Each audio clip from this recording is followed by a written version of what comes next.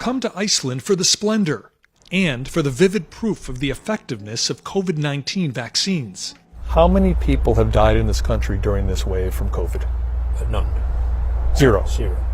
Dr. Thoroldur Gudnason is Iceland's chief epidemiologist. I think the widespread vaccination in Iceland has for sure prevented serious consequences of the infection. I feel grateful, and I think it's a testimony to this population. Dr. Paul Mathiasson is the CEO of the largest hospital in Iceland, Landspítali National University Hospital. He says a nightmare scenario during this fourth and worst wave of COVID has been averted because of his fellow Icelanders. If it hadn't been for the vaccinations in our population, I think it would have been catastrophic.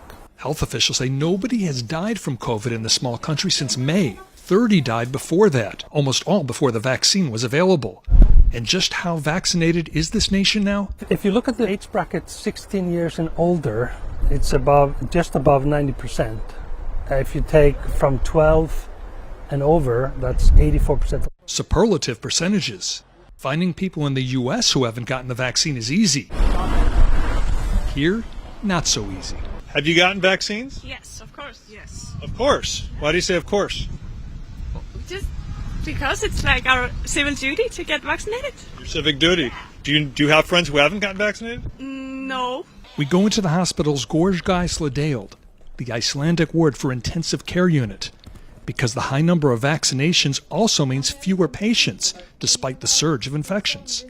Last year, before the COVID vaccines were available to the Icelandic public, there were typically between 65 and 75 COVID patients in this hospital. On this day, there are 18 COVID patients. Some are very ill. 3 of them are in the section of the ICU behind this black and yellow tape. But patient numbers do continue to drop. It was absolutely crazy last year, but it's more calm at the moment. There are fewer patients and they get well sooner than they did in the first wave.